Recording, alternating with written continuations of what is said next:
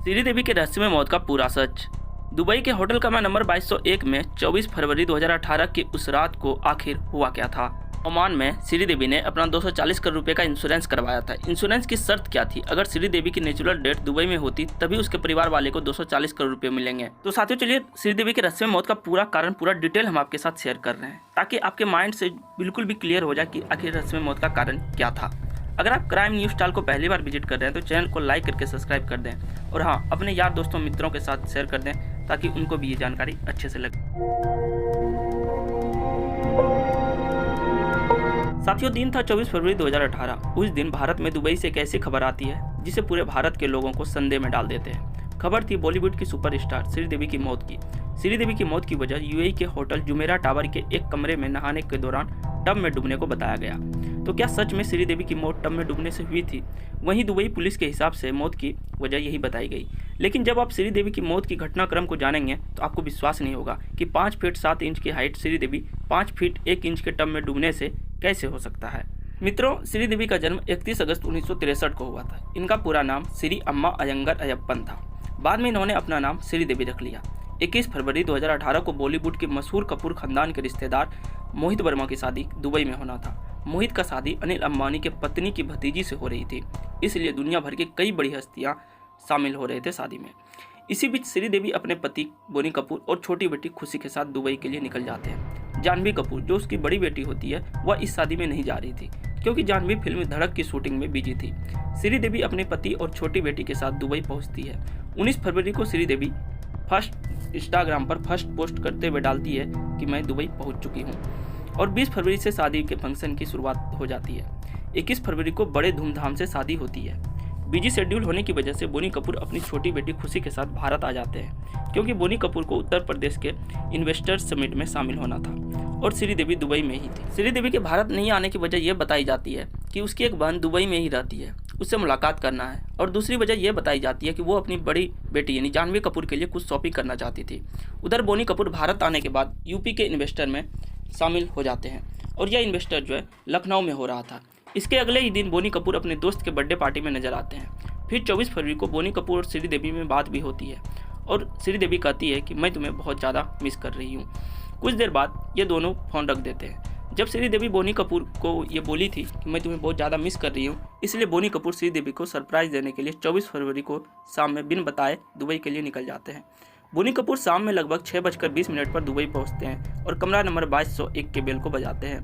श्रीदेवी इसी कमरे में थी। दरवाज़ा खोलते ही श्रीदेवी जब बोनी कपूर को देखती है तो वह सरप्राइज हो जाती है क्योंकि बोनी कपूर उसे सरप्राइज देना चाहते थे और काफ़ी खुश भी होती है। कुछ देर तक आपस में दोनों बातें भी करते हैं। बातों ही बातों में फिर बोनी कपूर श्रीदेवी को कहते हैं कि हमें डिनर पर भी जाना है। तभी श्रीदेवी फ्रेश होने के लिए बाथरूम जाती है और बोनी कपूर टीवी पर क्रिकेट मैच देखने लगते हैं। यह मैच भारत और दक्षिण अफ्रीका के बीच खेला जा रहा था। मैच देखते देखते लगभग 30 मिनट हो जाते हैं। तभी बोनी कपूर नोटिस करते हैं कि श्रीदेवी अब तक बाथरूम से क्यों नहीं आई है। इस पर बोनी कपूर श्रीदेवी को आवाज़ भी लगाते हैं पर कोई जवाब नहीं मिलता है।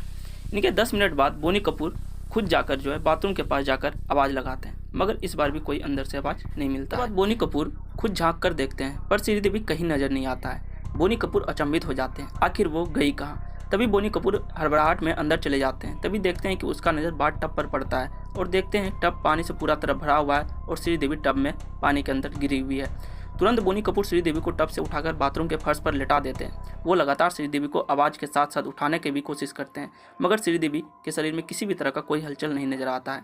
फिर तुरंत बोनी कपूर अपने एक करीबी दोस्त को फ़ोन करके बुलाते हैं। दोस्त आ जाने के बाद होटल के इमरजेंसी डिपार्टमेंट में फ़ोन करते हैं और डॉक्टर को बुलाते हैं। डॉक्टर जब श्रीदेवी के नब्ज़ को पकड़ कर देखता है तभी डॉक्टर बोलते हैं सी इज नो मोर, मतलब यह डेथ हो चुकी है। फिर भी श्रीदेवी को अल रशीद हॉस्पिटल ले जाया जाता है। यहाँ भी डॉक्टर उसे देखते ही कंफर्म कर देते हैं यह डेथ हो चुकी है। मौत होने के बाद दुबई पुलिस को यह खबर लगभग 9 बजे दी जाती है और मौके पर तुरंत पुलिस पहुंच जाती है और जांच पड़ताल शुरू कर दिया जाता है। साथियों, हम आगे बढ़ने से पहले थोड़ा हम पीछे चलते हैं, यानी कि हम थोड़ा कुछ आपको समझाना चाहते हैं। यानी 24 फरवरी 2018 की शाम में श्रीदेवी अपने रूम सर्विस को फ़ोन करते हैं और एक गिलास पानी लाने को कहा। स्टाफ के मुताबिक बोनी कपूर के बयान से बिल्कुल भी परे है यह। जब थोड़ी देर बाद रूम सर्विस यानी स्टाफ जो है वहाँ पर पानी लेके जाते हैं और बेल बजाते हैं पर कमरा नहीं खुलता है। कई बार बेल बजाते हैं पर दरवाज़ा नहीं खुलता है। फिर स्टाफ ने अपने सीनियर को जानकारी देते हैं और तुरंत वहाँ कई स्टाफ पहुँच जाते हैं। फिर बेल बजाया जाता है लेकिन दरवाज़ा नहीं खुलता। अंततः स्टाफ ने मास्टर की से दरवाज़ा खोलने का फैसला करते हैं और दरवाज़ा खोलकर अंदर चला जाते हैं। चले जाते हैं। दरवाज़ा खोलकर जब अंदर गया तो श्रीदेवी अपने कमरे में थी ही नहीं। फिर जब बाथरूम की तरफ देखता है तो वह बाथरूम का दरवाज़ा खुला था और श्रीदेवी फर्श पर नीचे बेहोश पड़ी थी। इमरजेंसी डिपार्टमेंट में तुरंत ही फ़ोन कर मेडिकल टीम को बुलाया जाता। स्टाफ के बयान के अनुसार श्रीदेवी की सांसें अब तक चल रही थी, लेकिन जब उन्हें अल रशीद हॉस्पिटल लाया गया तभी वहां डॉक्टरों के शुरुआती जांच में ही कन्फर्म कर दी जाती है कि इसकी मौत हो चुकी है। अब आप समझ गए होंगे कि बोनी कपूर और स्टाफ के बयान में काफ़ी अंतर है। हैरानी की बात यह है कि दुबई पुलिस ने होटल के स्टाफ को इस केस में शामिल किया ही नहीं, और जब दुबई के न्यूज़पेपर में स्टाफ के बयान को छापा गया तब भी दुबई पुलिस की ओर से इस दावे पर कोई जांच नहीं किया गया, बल्कि पुलिस ने बोनी कपूर के बयान के अनुसार ही इस केस की जांच को आगे बढ़ाया और बॉडी को पोस्टमार्टम के लिए भेज दिया गया। इधर श्रीदेवी की मौत की खबर पूरे भारत में रहस्यमयी और चिंता का विषय बन गया, मगर आधिकारिक रूप से कपूर खानदान की ओर से बयान जारी नहीं किया गया। हालांकि कुछ ही देर बाद बोनी कपूर के भाई यानी कि संजय कपूर ने यह पुष्टि कर दी कि श्रीदेवी की मौत दुबई में हो गई है, मतलब श्रीदेवी की मौत दुबई में हो गई है और यह मौत हार्ट अटैक से हुई है, ऐसा संजय कपूर ने कहा। उधर श्रीदेवी के पोस्टमार्टम में जो खुलासा हुआ थोड़ा हैरान करने वाला था। दुबई पुलिस के फॉरेंसिक जांच में खुलासा हुआ कि शरीर पर शराब के कुछ अंश पाए गए हैं और मृत्यु के समय श्रीदेवी ने शराब के नशे में थी। जब मृत्यु हुआ श्रीदेवी का तो उस समय श्रीदेवी शराब के नशे में थी और वह नशे के हालत में ही बाथरूम में नहाने के लिए गई, जहां उसकी पैर बिगड़ गई, जिससे कि वह बाथरूम के टब में मुंह के बल गिर गई।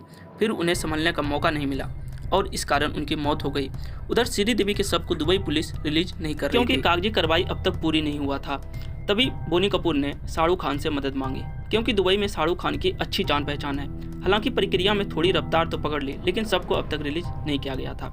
इधर कपूर खानदान काफ़ी परेशान हो रहे थे। तभी बोनी कपूर की मुलाकात यूएई में रह रहे अशरफ थमरई से हुई। अशरफ यूएई में रह रहे लोगों का जिसका कोई सहारा नहीं होता, उसका सहारा अशरफ ही बनते हैं। दरअसल अशरफ केरल के रहने वाले हैं। ये वर्षों पहले ड्राइवर के तौर पर यूएई गए थे।